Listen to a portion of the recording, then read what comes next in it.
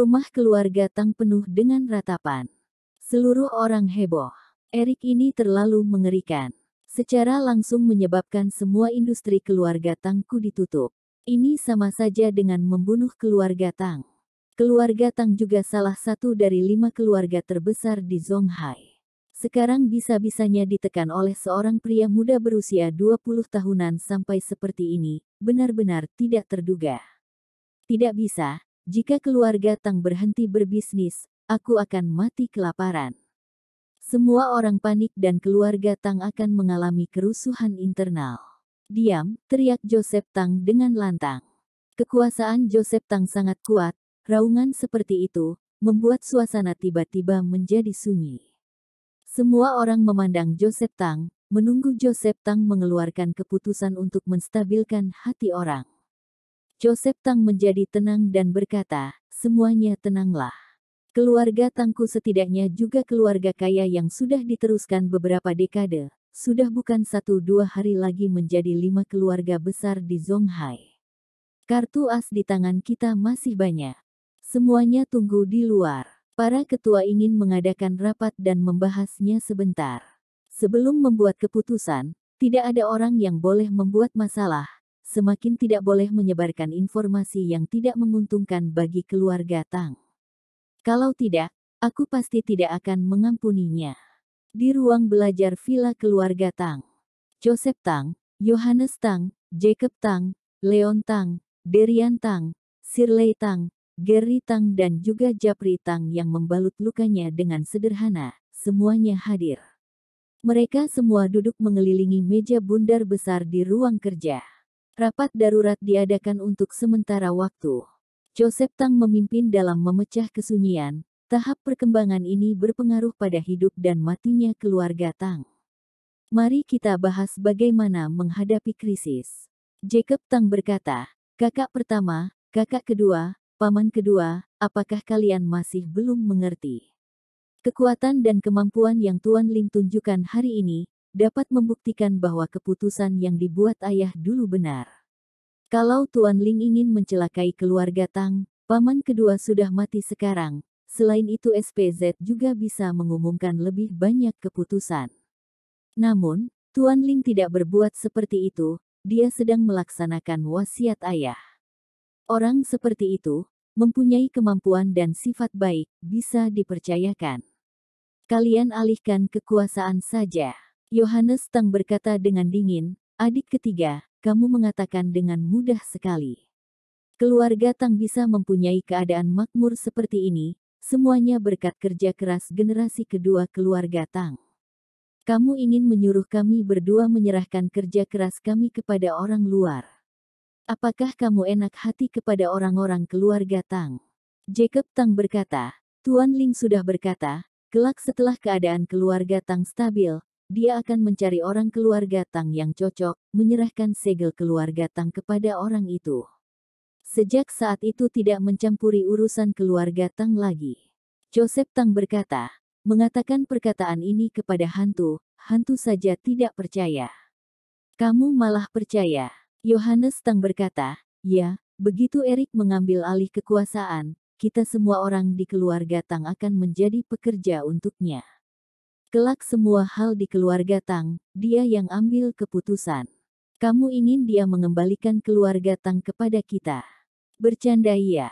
Semua orang mengangguk setuju. Pada saat ini Shirley Tang berkata, kalian awalnya berkata Erik tidak layak memegang segel keluarga Tang, hasilnya dia mengalahkan paman. Kalian juga tidak bersedia menyerahkan kekuasaan. Dia menyerahkan 3 buah hadiah, membuat industri keluarga Tang berhenti beroperasi. Kalian juga berkata tidak terima. Jadi sebenarnya, kalian hanya tidak rela pada kekuasaan di tangan kalian. Sekarang aku akhirnya mengerti mengapa kakek membuat wasiat seperti itu. Shirley Tang berkata dengan keras. Leon Tang bertanya, kenapa? Shirley Tang berkata, ketika kakek ada di sini, kalian bertiga memegang kendali, tetapi kalian semua mematuhi kakek. Ini bukan apa-apa untuk keluarga Tang. Kakek tahu setelah dia meninggal, kalian bertiga tidak akan sudi pada siapapun, siapapun tidak bisa mengalahkan dua yang lain untuk mengatur keseluruhan. Pada akhirnya, siap pun tidak bersedia menyerahkan kekuasaan, pasti akan ada pertarungan internal, membuat perpecahan keluarga Tang. Begitu bagian internal keluarga Tang percaya, keluarga Tang tidak bisa mengalahkan serangan 4 keluarga besar yang lain, pasti akan jatuh perlahan-lahan. Keluarga Tang adalah kerja keras kakek, berdiri di 5 keluarga besar adalah fondasi keluarga Tang. Begitu keluarga Tang menurun, setiap orang di keluarga Tang akan berakhir sangat menyedihkan. Kakek sudah menyadari ini sejak lama. Shirley Tang berkata, sedangkan hanya dengan menyerahkan kepada Tuan Ling, baru bisa menghindari terjadinya hal ini. Karena hanya Tuan Ling yang memiliki kemampuan untuk melampaui kalian bertiga, dan mengambil alih keluarga Tang, sehingga keluarga Tang dapat berkonsolidasi kembali dan tetap kuat. Begitu kata-kata ini keluar, para ketua di keluarga Tang terdiam. Memang benar begitu. Mereka semua mengerti pada kebenarannya. Shirley Tang berkata, lepaskan saja, untuk keluarga Tang, berikan kekuasaan kepada Eric Ling. Hanya dia yang bisa menstabilkan situasi. Kalian bertiga boleh mengepalai satu bagian. Tetapi jika ingin mengendalikan seluruh keluarga Tang, kalian belum bisa melakukannya. Bahkan jika kalian menyelesaikan 3 serangan utama SPZ, SPZ juga dapat mengeluarkan keputusan keempat dan keputusan kelima. Shirley Tang berkata, tidak ada ujungnya, kapan baru bisa berhenti. Diam, kita bertemu untuk menyelesaikan masalah, bukan untuk tunduk pada orang lain. Joseph Tang menggertakkan gigi dan berteriak, aku tidak percaya, keluarga Tangku adalah salah satu dari 5 keluarga besar, tidak mungkin kalah dari seorang Eric Ling. Dia ingin menekan kami dengan SPZ. Benar-benar terlalu polos. Kami masih mempunyai Master Effendi Sun yang menjaga. Selama Master Effendi Sun muncul, pasti bisa mengalahkan Eric. Paman kedua, sudah sampai tahap ini, seharusnya mengeluarkan kartu as terakhir keluarga Tang. Japri Tang bergumam, jika guru bersedia maju, tentu saja bisa mengalahkan Eric Ling. Kali ini guru mengatakan dia akan datang, tetapi seorang tamu dari luar negeri datang sementara, dan guru pergi untuk menjemputnya. Oleh karena itu baru tidak datang ke pemakaman kakak. Yohanes Tang berkata, tamu dari luar negeri. Keberadaan seperti Master Effendi Sun, apakah ada seseorang yang layak untuk dia jemput? Japri Tang mengangguk dan berkata, kali ini orang yang dijemput guru sangat hebat. Dikatakan sebagai sesepuh sebaya sekte Nicholas Chen. Orang itu mendengar bahwa Nicholas Chen meninggal di kota Zonghai dan ingin datang ke sini untuk meminta penjelasan. Semua orang terkejut. Orang yang dapat membuat Tuan Effendi Sun menyerah menghadiri pemakaman Tuan Besar keluarga Tang dan melakukan perjalanan khusus untuk menyambutnya, tentu saja adalah ahli seni bela diri top. Jadi, hari-hari ini, Tuan akan menemani tamu terhormat. Tidak ada waktu untuk mengurus urusan keluarga Tang kita.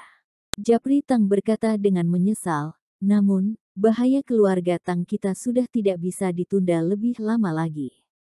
Keluarga Tang tutup usaha, belum lagi kerugian ekonomi akibat penundaan sehari. Lebih penting lagi, semakin lama penundaannya, keluarga Tang akan kacau, dan karyawan yang tak terhitung jumlahnya dari semua perusahaan besar di bawah kendali juga akan menimbulkan kritik atau bahkan pergi. Setelah efek longsoran terjadi, bahkan jika kembali beroperasi, juga akan rusak parah. Joseph Tang berkata, itu benar. Masalah keluarga Tang mendesak dan harus segera diselesaikan, jika tidak konsekuensinya akan menjadi bencana. Leon Tang berkata, jika Tuan Effendi Sun tidak maju, solusi apa yang kita miliki? Gary Tang berkata, mengapa kita tidak pergi ke 3 keluarga lainnya untuk meminta bantuan dan bersama-sama menekan SPZ? Mungkin SPZ terpaksa membatalkan 3 resolusi di bawah tekanan berat. Japri Tang menggelengkan kepalanya, kamu terlalu naif. Sekarang 4 keluarga besar lainnya memantau keluarga Tang sepanjang waktu. Mengetahui kakak meninggal, semua orang bagaikan serigala, tidak sabar untuk menyerang kita. Mereka bukan hanya tidak akan membantu, bahkan akan mencelakai kita. Gary Tang bertanya, apakah kita hanya bisa menunggu kematian? Atau benar-benar pergi mencari Tuan Ling? Japri Tang berkata, sekarang hanya ada dua cara untuk dicoba. Bagaimanapun, Japri Tang adalah orang yang paling bergengsi di antara penonton, dan kebanyakan orang yakin dengan apa yang dia katakan. Joseph Tang bertanya, cara apa? Japri Tang berkata, pertama, pergi ke Raja Zonghai, memberitahu semua yang ada di sini dan mencela perilaku tidak benar Eric Ling. Jika Raja Zonghai mau campur tangan, maka Eric pasti akan mati. Di depan Raja Zonghai, Eric bukanlah apa-apa. Leon Tang sangat gembira dan berkata, cara yang baik, kenapa paman tidak langsung pergi dan mengajukan petisi? Joseph Tang berkata, apa yang dikatakan paman kedua memang merupakan sebuah cara baik. Tetapi Raja Zonghai belum muncul selama lebih dari 20 tahun. Aku telah bertanggung jawab atas transportasi darat keluarga Tang selama beberapa dekade, dan belum pernah melihatnya. Keluarga Tang kita tidak memiliki persahabatan dengan Raja Zonghai, dan selain itu, dia juga merendahkan keluarga Tang kita. Kalau tiba-tiba menghubunginya, tidak tahu akan dijawab atau tidak. Yohanes Tang bertanya, paman kedua, kamu sudah tua, apakah pernah melihat Raja Zonghai? Japri Tang menggelengkan kepalanya, tidak, tapi guruku, Master Effendi Sun, mungkin telah melihatnya. Hanya saja Raja Zonghai terlalu misterius, dan aku tidak yakin bisa mendapatkan hasil bagus. Kalau Raja Zonghai merasa keluarga Tang kita tidak berguna dan tidak perlu hidup, maka bagi keluarga Tang kita, itu adalah bencana yang lebih besar. Semua orang terdiam. Raja Zonghai, begitu terbangun, memiliki kemampuan untuk menggulingkan keluarga Tang. Untuk memprovokasi raksasa mengerikan ini, keluarga Tang kurang percaya diri. Joseph Tang bertanya, apa cara lain? Japri Tang berkata, hanya bisa menunggu guruku selesai menjamu tamu, baru pergi mencari Eric. Satu-satunya yang ku khawatirkan adalah, industri keluarga Tang sudah berhenti beroperasi. Apakah bisa bertahan sampai saat itu atau tidak? Yohanes Tang berkata, apakah tamu terhormat ini begitu mulia? Lebih penting daripada hidup dan mati keluarga Tang. Japri Tang berkata, guruku berkata, orang ini sangat terhormat. Semua orang keluarga Tang menghela napas tidak berdaya. Sebenarnya siapa orang terhormat itu? Joseph Tang menghela nafas, kita hanya bisa menunggu. Mari bersiap dan bertahan sebentar. Selanjutnya, mari kita pelajari strategi pertahanan. Eric Lin meninggalkan villa keluarga Tang, masuk ke mobil Anton Lu, dan hendak pergi. Tiba-tiba seseorang muncul di depannya, berlutut langsung di tanah di sebelah kursi samping kemudi, dan memohon dengan keras, Tuan Ling, tolong aku. Samuel Han. Setelah Eric Ling pergi, keluarga Tang mengadakan pertemuan tertutup. Meskipun Samuel Han adalah orang kepercayaan Joseph Tang, dia tidak memenuhi syarat untuk berpartisipasi dalam pertemuan semacam itu, jadi hanya bisa pergi. Selain itu, setelah melihat Eric Ling menekan keluarga Tang hingga berhenti beroperasi, bagaimana mungkin Samuel Han tidak berani keluar untuk meminta maaf terhadap kekuatan gaib seperti itu? Menurunkan jendela mobil, Eric Ling melirik Samuel Han, bukankah kamu mengikuti Joseph Tang? Kalau meminta bantuan, seharusnya meminta bantuannya. Untuk apa mencariku? Samuel Han memberi hormat dengan penuh semangat, Tuan Ling sangat hebat, bahkan keluarga Tang sudah berhenti beroperasi karena tekanan Tuan. Joseph Tang sulit untuk bertahan, mana mungkin bisa mempedulikan hidup dan matiku. Aku tahu kesalahanku besar. Sejak saat Tuan Ling menekan keluarga Song, aku sudah seharusnya datang meminta maaf padamu. Hasilnya aku yang tidak tahu diri, bermimpi mengandalkan keluarga Tang untuk melawanmu. Aku yang mencari penghinaan sendiri. Samuel Han berkata dengan suara gemetar, sekarang, aku bersedia tunduk pada Tuan, menjadi pelayanmu, hanya berharap Tuan jangan menyerang keluarga Hanku. Setelah kejadian ini, pertahanan psikologis Samuel Han langsung runtuh. Tuan Ling ini terlalu mengerikan. Meski Eric Ling tidak pernah mempertanyakannya, dia tetap menganggap Eric Ling menyimpan dendam di dalam hatinya. Jika ingin bertahan hidup, memohon belas kasihan mungkin masih ada secercah harapan. Menjadi pelayanku. Kamu tidak memenuhi syarat, kata Eric Ling dingin. Tuan Ling, maafkan seluruh keluargaku. Samuel Han semakin ketakutan. Eric Ling mengeluarkan sebatang rokok, menyalakannya dan menarik napas dalam-dalam. Samuel Han, aku malas berbicara terlalu banyak dengan semut sepertimu. Namun, kamu memang benar tidak tahu diri. Penggusuran Lamar Boxing Center, kamulah pendukung pertama.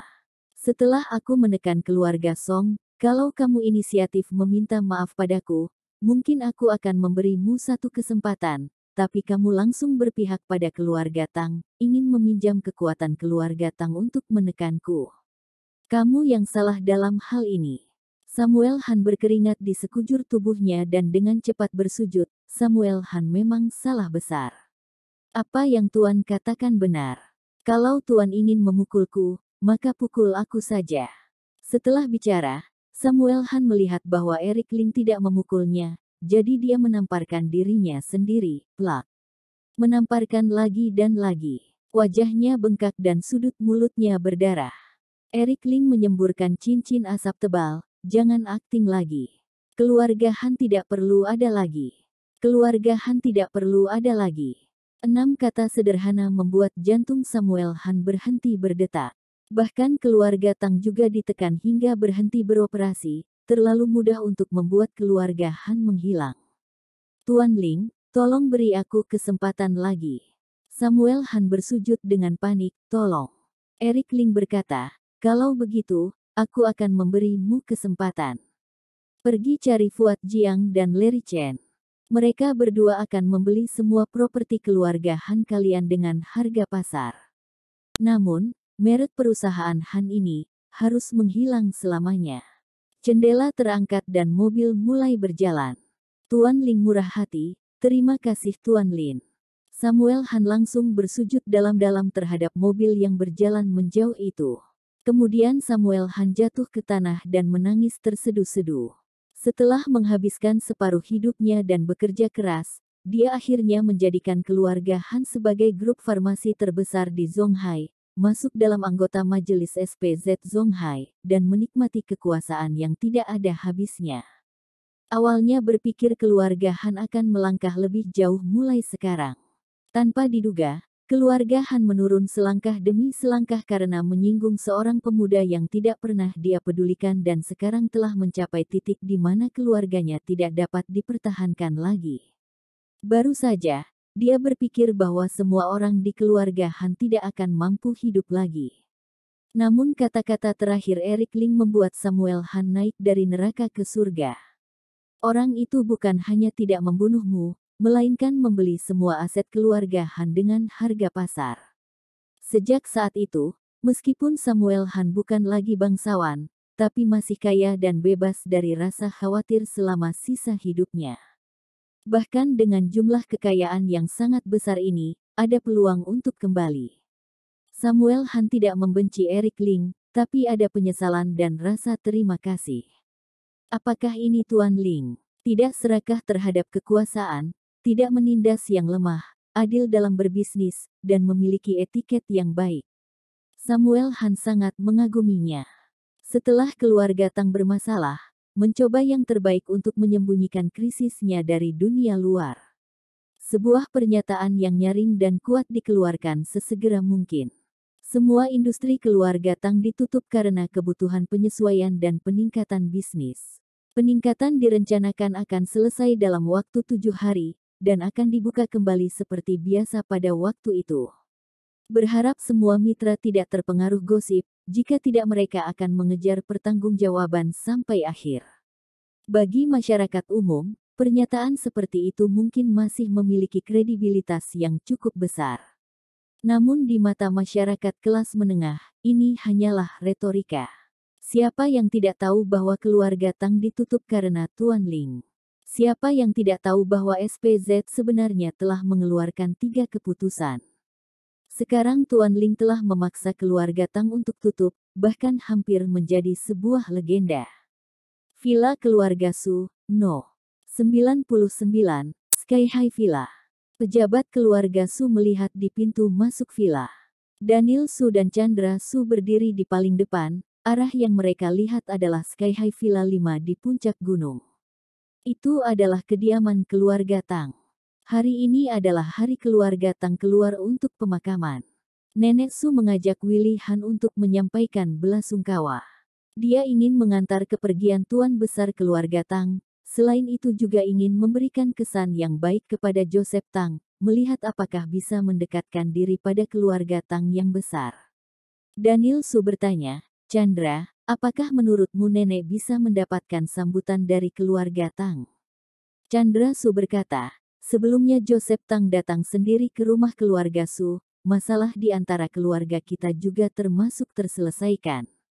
Sekarang nenek Su pergi untuk mengantar kepergian tuan besar keluarga Tang dengan tulus, keluarga Tang pasti akan setuju. Daniel Su berkata, bagus kalau begitu.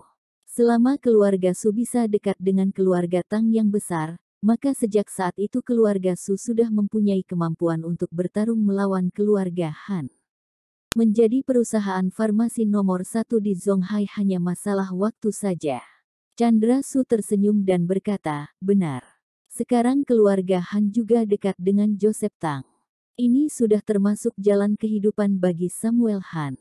Setelah keluarga Han keluar dari SPZ juga kembali berjuang, memang mungkin membiarkan keluarga Han kembali hidup. Daniel Su berkata, alasan keluarga Han menyerah karena ditekan oleh Tuan Ling. Kali ini keluarga Su kita mengusir keluarga Winda, juga termasuk menyinggung Tuan Ling. Kalau bisa memanfaatkan kesempatan untuk mendekatkan diri pada keluarga Tang, maka kita tidak perlu takut pada Tuan Ling lagi. Semua orang menantikan, menganggap nenek Su pasti bisa disambut oleh Joseph Tang. Mendekati siang hari, nenek Su kembali dengan wajah lelah.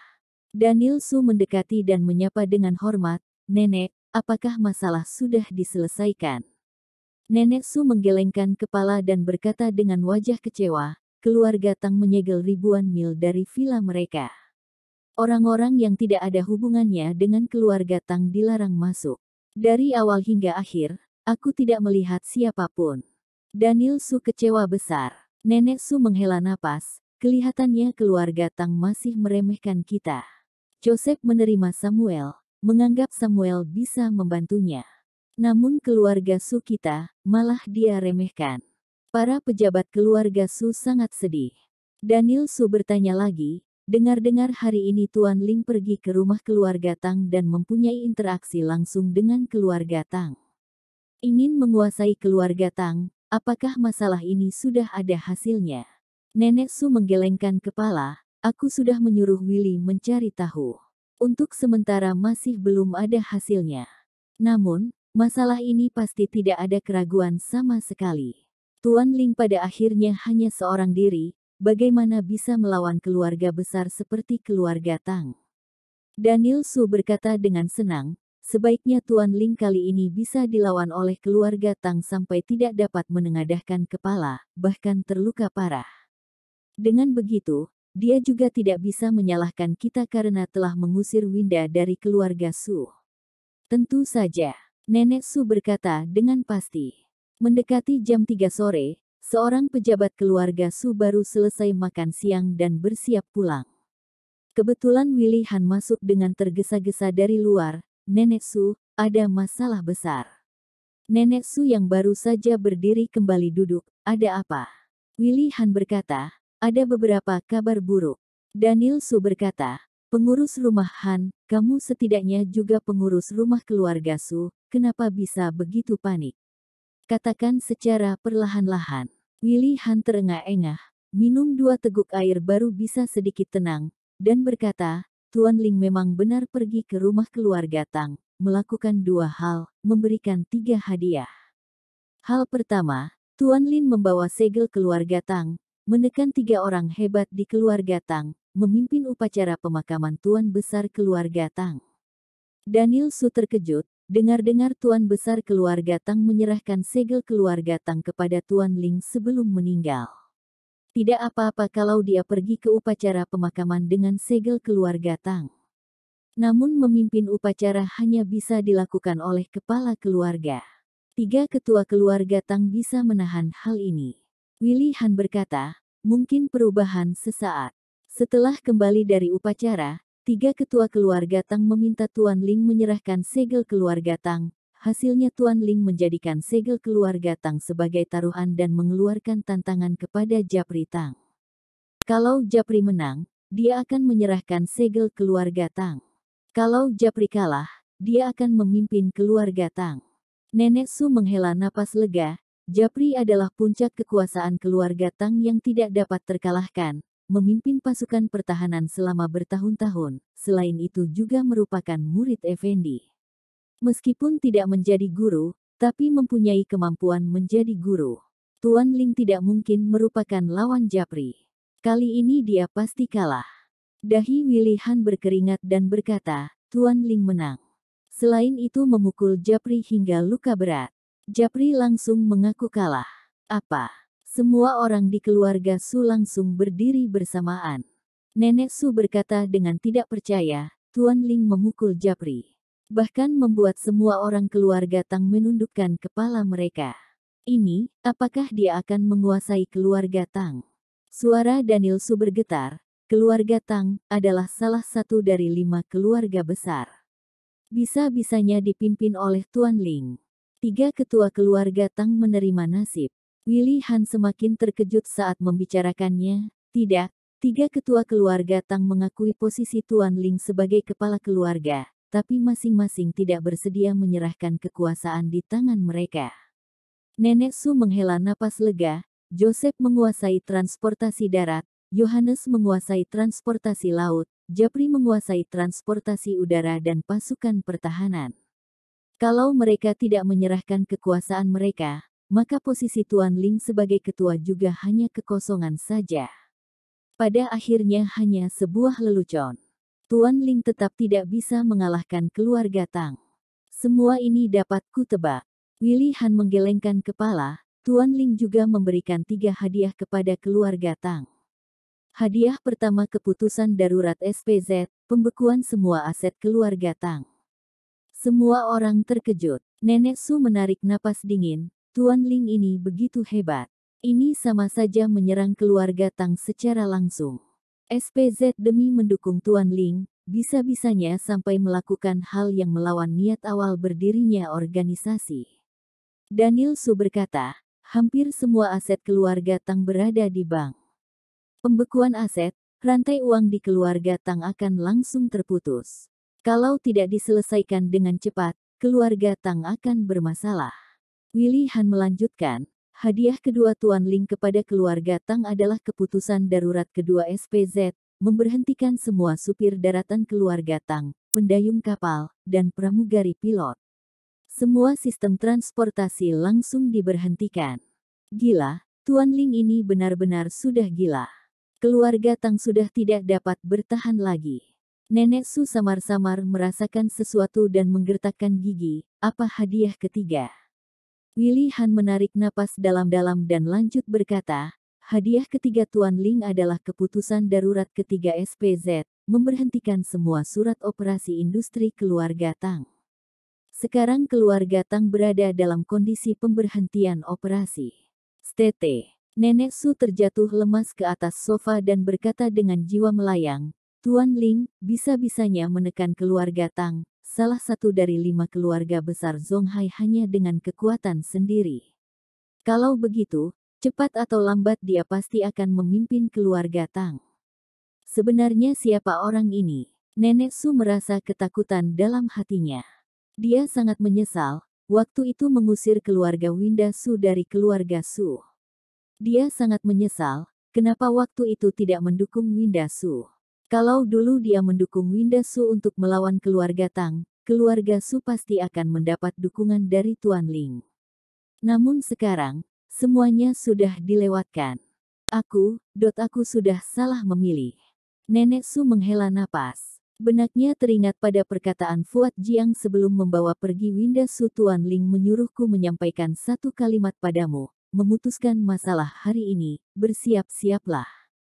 Memutuskan masalah hari ini, bersiap-siaplah. Saat itu Nenek Su tidak mempedulikan, malah merasa Tuan Ling terlalu angkuh, cepat atau lambat pasti akan kalah dari keluarga Tang. Daniel Su menggertakkan gigi, "Nenek, jangan merasa bersalah. Sekarang bukankah Erik belum memimpin keluarga Tang? Pengurus rumah Han, apakah Tuan Ling masih mengatakan sesuatu?" Willy Han berkata. Saat Tuan Ling pergi dia berkata, kalau ingin keluarga Tang kembali berjalan normal, 3 ketua harus memohon padanya, memohon sampai dia puks. Semua orang di keluarga Su semakin ketakutan. Merasa gemetar terhadap nama Tuan Ling. Daniel Su berkata, artinya juga, Tuan Ling belum memimpin keluarga Tang. Nenek Su, aku lihat masalah ini belum tentu akan berjalan sesuai harapan Tuan Ling. Keluarga Tang masih melakukan pertarungan terakhir. Bukankah Japri masih mempunyai seorang guru bernama Effendi Sun? Aku ingat pernah berkata padamu, Effendi adalah salah satu dari 5 guru di Zonghai dan sulit tertebak. Dia adalah harapan terakhir keluarga Tang. Hanya Effendi yang bisa mengalahkan Tuan Ling. Tuan Ling bukan hanya tidak bisa menguasai keluarga Tang, malah mempunyai bahaya hidup. Nenek Su sedikit tenang, benar, keluarga Tang belum kalah. Tuan Ling belum menang. Meskipun sekarang dia bisa menekan keluarga Tang, tapi juga mendorong dirinya ke posisi berbahaya. Begitu Effendi muncul, dia pasti akan mati. Daniel Su berkata, benar, ditambah lagi, kita hanya pergi mengelola perusahaan farmasi Su baik-baik, membiarkan keluarga Su menang dari keluarga Han dan menjadi perusahaan farmasi nomor 1 di Zonghai. Setelah kita memimpin jauh di depan, tidak ada orang yang bisa menggoyahkan kita lagi. Nenek Su menganggukkan kepala dan menatap Daniel Su dengan sangat puas. Bagus, kamu berkembang sangat banyak dan bisa melihat masalah secara tuntas. Mengalahkan keluarga Han dan menjadi perusahaan farmasi nomor 1 di Zonghai, menjadi keberadaan yang tidak dapat digantikan, maka kita akan berharga. Masa depan keluarga Su tidak terbatas. Rumah sakit Husada. Dalam kamar privat. Winda Su tidur selama beberapa hari dan beberapa malam, tetap tidak terbangun. Satu demi satu ahli kedokteran datang, tetap tidak mempunyai jalan keluar. Hari ini, Erik Ling datang menjenguk. Rani Zhou tertidur di kursi yang ada di samping.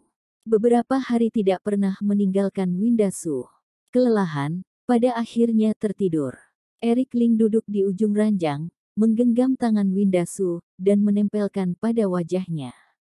Dingin bagaikan es. Beberapa saat kemudian, Erik Ling menggendong Winda Su, aku bawa kamu ke suatu tempat. Erik Ling menggendong Winda Su pergi dari rumah sakit. Tidak memesan mobil, tidak ada yang menemani. Hanya menggendong begitu saja, berjalan satu langkah demi satu langkah, melewati perempatan. Melewati mobil yang lalu lalang, pada akhirnya datang ke samping Laut Amer. Di sana adalah belokan tempat pertama kali bertemu.